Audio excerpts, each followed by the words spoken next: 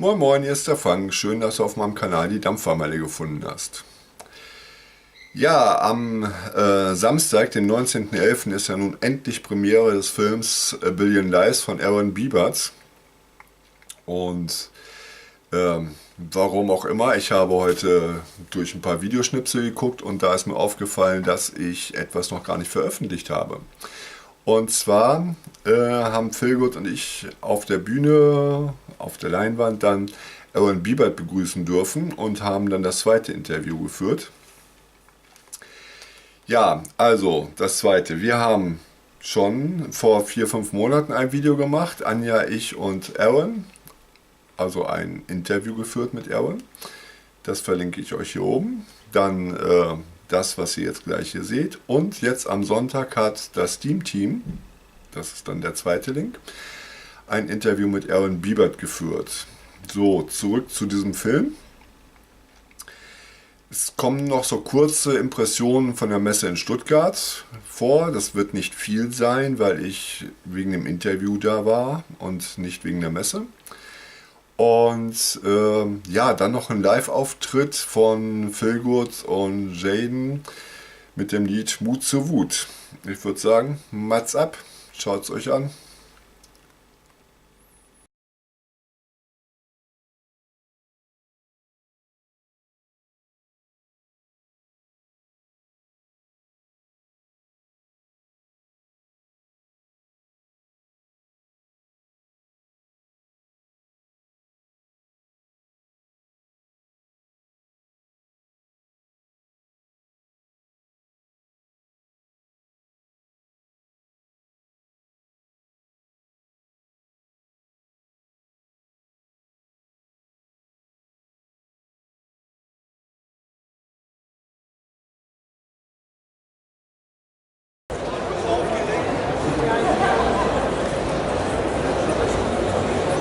Es sind alle eure Namen eingraviert und Hall of Fame 2016. Für euch als kleines Souvenir auf diese einmalige Messe heute.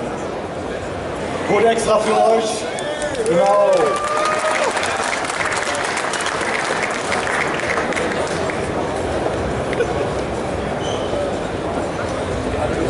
So, und dann können wir jetzt eigentlich übergeben. Jetzt soll ja der Music Act stattfinden mit Philgood und Jay. Hallo, herzlich willkommen hier auf der Hall of Fame. Es ist mir eine Riesenfreude, heute hier zu sein. Es ist wirklich für mich ein ganz schlimmer Tag in meinem Leben, weil ich kann ja absolut keine Texte merken. Aber der Ira war so süß, der hat mir erzählt, dass er das hier alles für seinen Bruder im Endeffekt gemacht hat, der die Idee für das Ganze hatte. Und ja, dann habe ich mich dazu breitschlagen lassen, das hier zu machen, habe wirklich mir große Mühe gegeben, heute Morgen im Badezimmer noch geübt. Bin ja auch ganz stolz, dass Phil das hier alles nochmal mit mir macht, weil es werden jetzt 2 Songs werde ich jetzt spielen. Einmal Mut zur Wut, das kennen vielleicht einige, das habe ich damals mit dem Phil zusammen gemacht, als es angefangen hat, als sie so gegen uns geschossen wurde. Und ja, ich finde es mega cool, dass wir hier nochmal so ein Event haben. Ich hoffe, dass wir die in Zukunft auch noch haben werden. Ja, ich sag einfach mal, Phil, hast du noch irgendwas zu sagen? Du bist die ganze Zeit schon am Reden, ne? Ich möchte nur sagen, dass ich mir auch keine Texte merken kann, deshalb habe ich mir einen Zettel gemacht. Ja, guck mal, ich habe 2 Deppen auf der Bühne stehen, super. Ihr werdet jetzt, ja, viel Spaß. Die EU möchte das E-Dampfen wegregulieren und es so faktisch verbieten. Ich sage, es reicht jetzt. Es ist genug. Wir haben den Mut zur Wut. Erklär's ihnen, Jay. Mach mal Text klar. Jane Lyrics, tell them. Tell them. In diesem Track geht es um Freiheit, ich will selber die Entscheidung treffen, was ich aus meinem Leben mache und darum muss ich heute sprechen. Ich habe Mut zur Wut und das aus einem guten Grund. Ich konsumierte zu viel Teer und das war nicht gesund. Ich hab zu lange geraucht und kam nicht weg von dem Scheiß. War so süchtig nach Kippen, so wie nach Rap und dem Mic. Wollte aufhören, weil die Kippe einfach Gift ist. So kam ich zu der Easy. Hier wurden meine Liquids vergessen. Ich hab es ab, die Lobby will mich leiden sehen. Nehmen mir mein Liquid, um dann Tabaksteuer einzunehmen. Das hab ich getötet, ist es scheinbar ja egal. Solange ich zahle, ich brauch das Nikotin, hab daher keine Wahl und würde wieder rauchen, wenn man mir alle meine Liquids nimmt. Und das ist nicht plausibel, einfach weil der Shit nicht stimmt. Denn ihr verbreitet der nicht Dampf aus Passion. Doch dieser Mut zur Wut vereint die Nation, yeah! Mut zur Wut. Ich mach jetzt Dampf, weil ich sauer bin. Weil ich seit der Isik einfach stolz, wenn ich Raucher bin. Mut zur Wut. Ich mach jetzt Dampf, weil ich recht hab. Weil ich will nichts mehr. Zweifel am Rechtsstaat. Mut zur Wut, ich mach jetzt Dampf, weil ich sauer bin, weil ich seit der Isik einfach stolz an ich Raucher bin. Mut zur Wut, ich mach jetzt Dampf, weil ich mein Leben lieb. Hier wollt mir mein Liquid nehmen, nein Mann, negativ. Isiks sind gefährlich, weil die Akkus explodieren. Ach so, das ist bei einem Handy natürlich noch nie passiert. Schonung in den Liquids, da ist böses Nikotin. Im Ernst sagst du mir, während du an der Kippe ziehst, in deiner Kippe ist auch der, doch dafür nicht in meinem Liquid. Darum dampf ich statt zu rauchen, weil da drin nicht so viel gibt und ich dampfe gern. Ich hab auch früher gern geraucht, nimm jedes Vorurteil auch hin, doch geh nicht gerne dabei drauf. Und ich hab Wut in meinem Bauch, wenn man mir nimmt, was mir beim Ausstieg hilft. Wer rauchen will, Dampfen ist mein Hobby. Ich mische und ich liebe es. Ist meine Bude nach dem Dampfen nicht mehr so vermietet. Das Dampfen voll gesund ist, Mann, das will ich gar nicht sagen. Doch verglichen mit einer Kippe kann die Isik mir nicht schaden. Ich hab Nikotin im Liquid, ist auch in deinen Kippen. Was noch in deinen Kippen ist, das willst du gar nicht wissen. Yo, Mut zur Wut. Ich mach jetzt Dampf, weil ich sauer bin. Weil ich seit der Isik einfach stolz an ich Raucher bin. Mut zur Wut. Ich mach jetzt Dampf, weil ich Recht hab. Meine Stimme ist nichts wert, Zweifel am Rechtsstaat. Mut zur Wut. Ich mach jetzt Dampf, weil ich sauer bin. Weil ich seit der Isik einfach stolz an ich Raucher bin. Mut zur Wut. Ich mach jetzt Dampf, weil ich mein Leben lieb. Hier wollt mir mein Liquid nehmen, nein Mann. Und ich bin tolerant, verdammt. Denn ich gönn jedem seine Sucht. Doch toleriere ich nicht, wenn man bewusst die Leute täuschen muss und hier mein Dasein infiziert. Ich bin hier nicht der Parasit.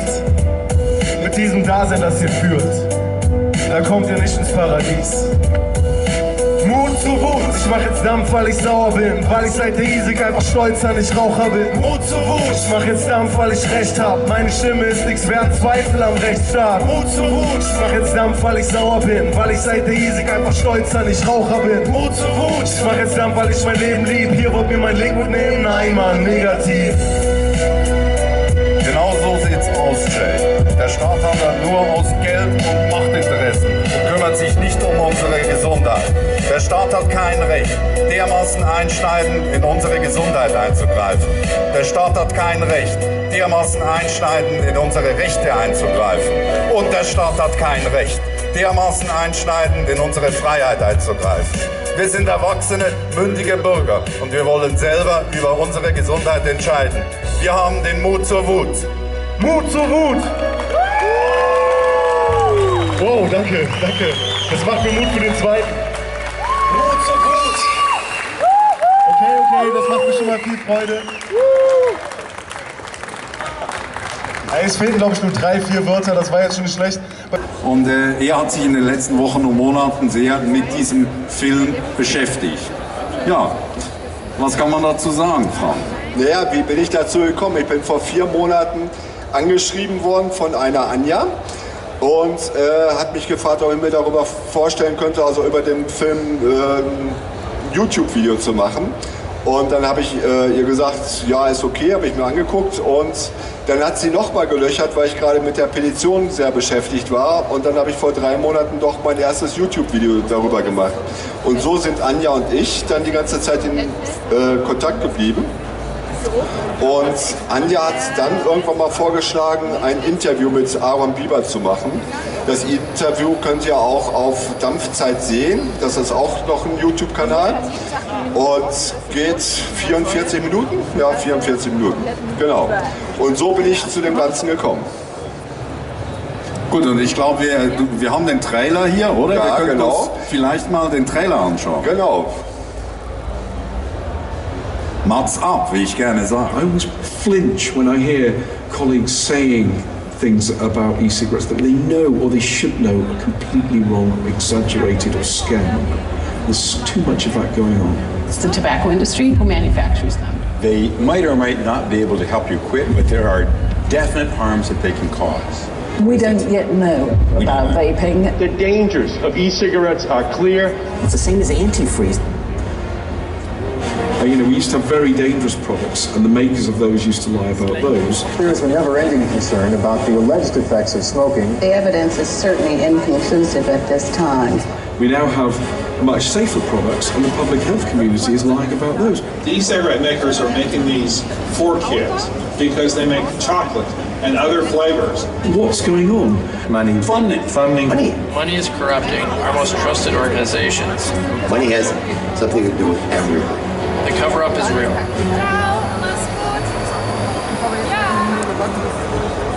If you are a pharmaceutical company you're starting to see your share of the market on nicotine replacement therapy slide. What are you going to do? You're going to sit on your bum and do nothing? Cigarette companies realize that e-cigarettes are now a threat to the old business. And are they? Huge threat. 165,000 kids die from secondhand smoke. Every year, 1 billion people will die this century from tobacco. It's still a big deal. It's still, you know, around 20% of adults are smoking in many countries. 1 in 5. That's, you know, that's not going away at the moment. It's certainly not going away quickly. There is a solution, but it will cost big organizations billions of dollars. Smoking, it's good business, so they lie. We know that they don't actually allow people to stop smoking. Now there's even more evidence that these are a gateway to smoking regular cigarettes. The pollution of disposable. The e-cigarette industry has been ripping tactic after tactic from Big Tobacco's playbook. Today's electronic cigarettes are no better than the Joe Camels of the past. It's about one of the biggest public health interventions potentially of all time. If you look at e-cigarettes, growing evidence that this could be the breakthrough that we're waiting for. 1 billion people could die in the 21st century. If these things take off, potentially hundreds of millions of lives could be saved. This is a miracle. This is, you know, an absolute public health miracle in the making.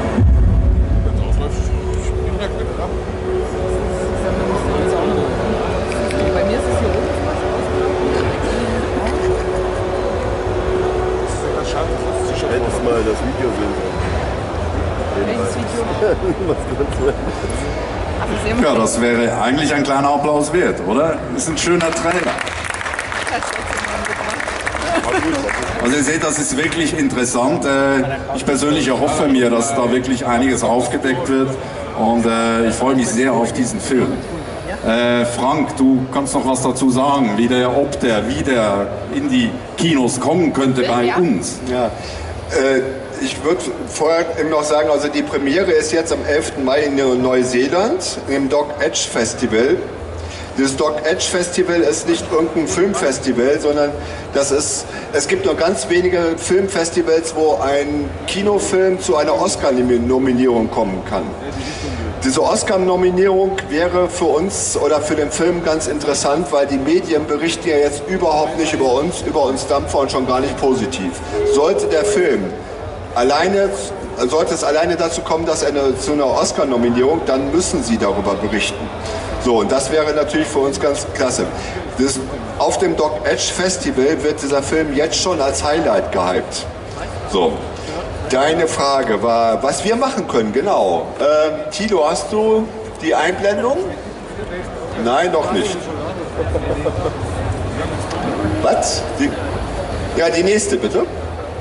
Gut. Auf Facebook ist das die deutsche Seite von den Billion Lives. Es gibt auch eine amerikanische Seite. Unten, leider sind wir jetzt nicht ganz live, kann man nicht runterscrollen, da könnt ihr das, was ihr gerade gesehen habt, auch mit deutschen Untertiteln sehen. Eine Folie weiter bitte. So, das ist die dritte Facebook-Gruppe oder die zweite auf Deutsch von der Niklas Röstner aufgemacht. Das ist die aktive Seite. Geht da einfach mal hin und da kriegt ihr auch weitere Informationen, wie ihr das unterstützen könnt. So, es gibt da auch mittlerweile eine Mailingliste, wo wir dann Programmkinos anschreiben können. Kommen wir zu den Programmkinos. Eine weiter, bitte? Danke. Es gibt eine Internetseite, die heißt programmkinos.de. Also es ist halt in den Programmkinos so, die haben einen Katalog und gucken nach, was für ein Film könnte für unser Kino interessant sein. Dort steht A Billion Lives jetzt natürlich noch nicht drin. So, wie kommt A Billion Lives in diese Liste rein? Ganz einfach, indem viel Nachfrage da ist. Und da können wir helfen. Wir brauchen nur unsere Programmkinos anzuschreiben, zu fragen, läuft der Film, ich habe was von dem Film gehört, ab wann können wir den bei euch sehen. Wenn diese Programmkinos 10, 20 Mal den Namen A Billion Lives hören, kommen die auf die Idee, was ist denn das für ein Film und surfen selbst und organisieren selbst, wie sie an den Film rankommen, noch bevor der eigentlich in ihren Programmen reinkommen, wo die Filme angeboten werden. Kannst du noch mal eine Seite weitermachen, bitte? Genau. Das ist die Übersicht über unsere Bundesländer. Du kannst also direkt auf dein Bundesland klicken, dann kriegst du all deine Programmkinos, wirst vielleicht auch überrascht sein, was es da in deiner Nähe ist, mit E-Mail-Adressen, Internetadressen und oftmals auch noch mit Telefonnummern. Ja, das wollte ich loswerden, das finde ich toll, dass ihr mir zugehört habt. Ist das so rübergekommen oder hat noch jemand eine Frage? Es würde mich echt freuen, wenn ihr da mitmacht. Einfach mal ein paar Kinos in eurer Nähe anschreiben. Am besten ist auch wirklich anschreiben, weil der Chef liest das, irgendjemand liest das und wenn das 10, 20 Mal angekommen ist, gucken die Leute selbst nach und ordern den Film. Hört man auch raus in dem Interview, was ich mit Aaron Biebert geführt habe. Cool, vielen Dank. Und ich sehe jetzt den Aaron hier schon. Steht die Schaltung, kann man das sagen?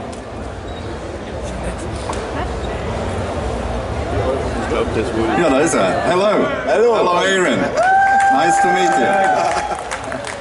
My name is Phil. I will make this short interview with you. Just to describe you the scene, you cannot see it. We are here on main stage at the Hall of Vape Expo in Stuttgart. And in front of me are dozens, well, hundreds of people. And we were introducing them a billion lives. And yeah, let's have a few words to that. How do you feel before the release of your film? I feel really good. It's been amazing to watch people around the world get behind this movement, not just for vaping, for making sure that the truth is heard from the millions of people that have quit smoking through vaping technology. The release of the film is May 11. Are you getting nervous? Nope, I'm not getting nervous at all. I'm very excited about it. It's been about a year now, and I'm ready. You know, I'm over the nervousness. I was nervous, but no longer. You will show the film the first time on a festival in New Zealand. How did it come? Why New Zealand? Can you explain that? Yeah, this festival, Duck Edge in New Zealand, is an Oscar qualifying film festival. It's one of it's in my mind the #1 documentary film festival in all of the Asia, Pacific, Australia area of the world, and that's also the film capital of that area of the world as well. So Lord of the Rings, Avatar, The Hobbit, a lot of movies were made there. So it's a very good movie area of the world as well. So very, you know, it's not as big in Europe or the United States, but that area of the world also has a lot of bans and restrictions on vaping. And so we wanted to be a part of helping change the world, not just make a movie. So we felt like that was the best place to have our world premiere so that we could draw attention to the bands that are in Australia and New Zealand and that part of the world, and kind of help turn the tide there. We'll be in Poland at Warsaw at the Global Forum on Nicotine in June. So we'll be to Europe soon though as well. As you might know, we have many problems in Europe with regulations. We have a very strict law now, which will be implemented in May. And we have the problem that the people don't know too much about vaping, but the people are negative because the media, the press is always pushing against vaping. What can we do against that? Can your film help there? Yes, the film will help quite a bit, I think. It's we made the film for the public. We made the film for politicians, for doctors, for mothers, people that are telling people close to them to stop vaping. Because those people don't understand, they don't know the truth. They've been lied to, and this movie sets the record straight on that. We have the top doctors from around the World Medical Association, former World Health Organization, some very prestigious doctors in the film. Most of the film is doctors. And we tell the story, how did vaping start, and also what is going on right now. And we feel very comfortable that we tell the story in a way that the public will understand it and that we can hopefully help change the public's perception of what is vaping. Very interested, indeed, really. Can you tell us about making your film? I follow your project nearly from the beginning, and it's a long time ago already. So how much time did it take?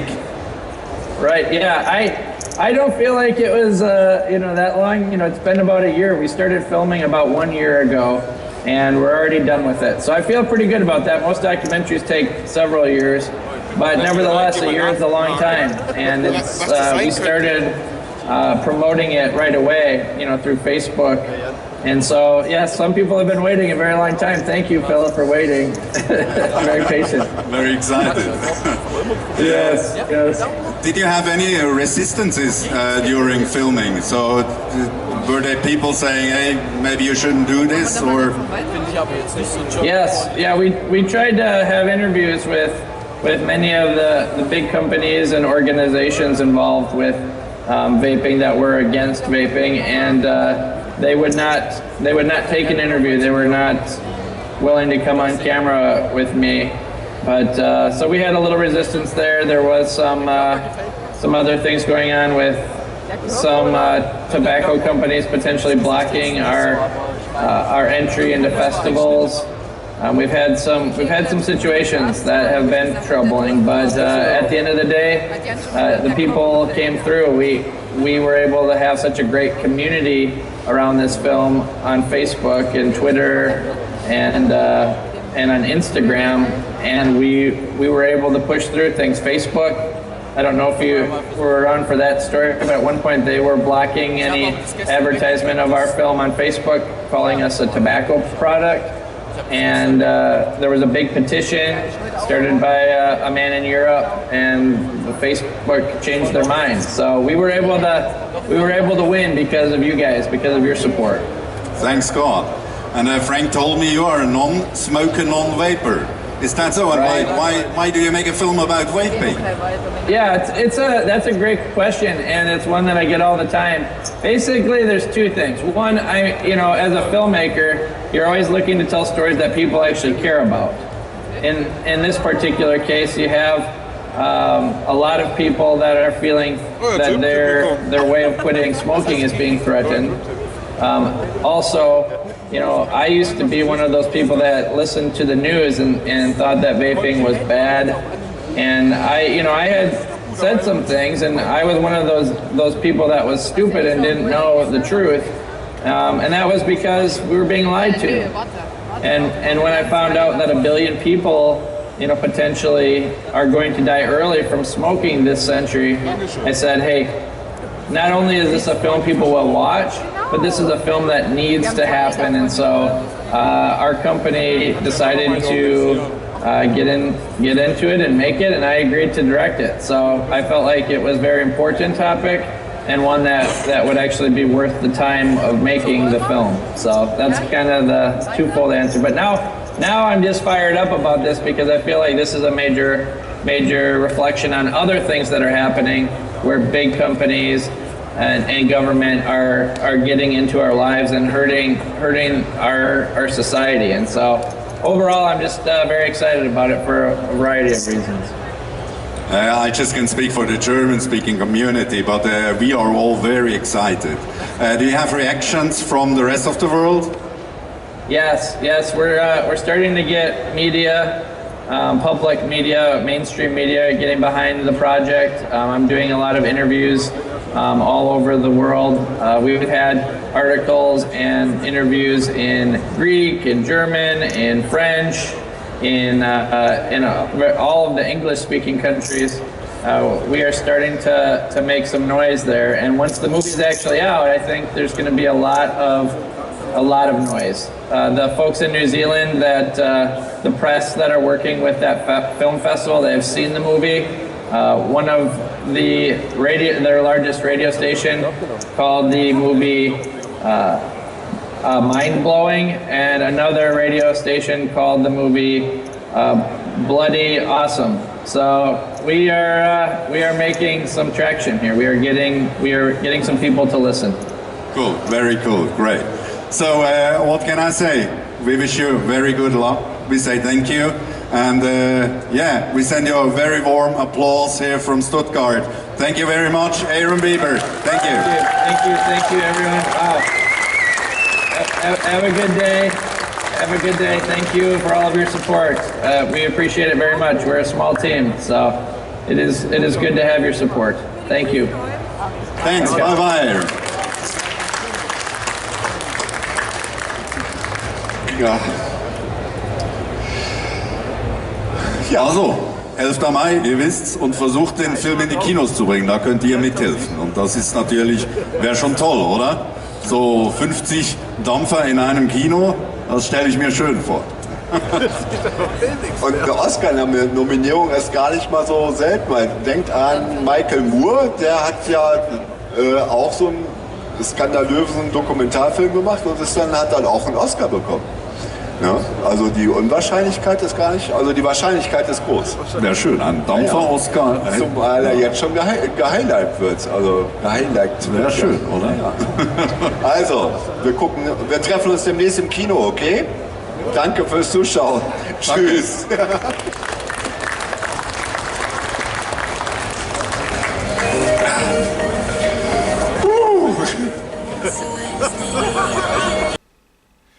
So, das waren jetzt ein paar Minuten aus Stuttgart mit dem Interview mit Aaron und dem Lied von Jaden und ja, ein paar Bilderchen. Ich wünsche allen, die nach Berlin fahren, viel Spaß bei der Premiere. Wer noch Karten haben möchte, ich habe gehört, es soll für die zweite Vorstellung noch ein paar geben, ruft aber vorher an. Ja, ich werde es leider nicht schaffen. Das ist leider so, ganz schwarzer Tag, aber ist nun mal so, ich werde mir den Film später angucken. Egal, ich wünsche euch viel Spaß und weiterhin Dampf in allen Gassen. Ciao, wir sehen uns.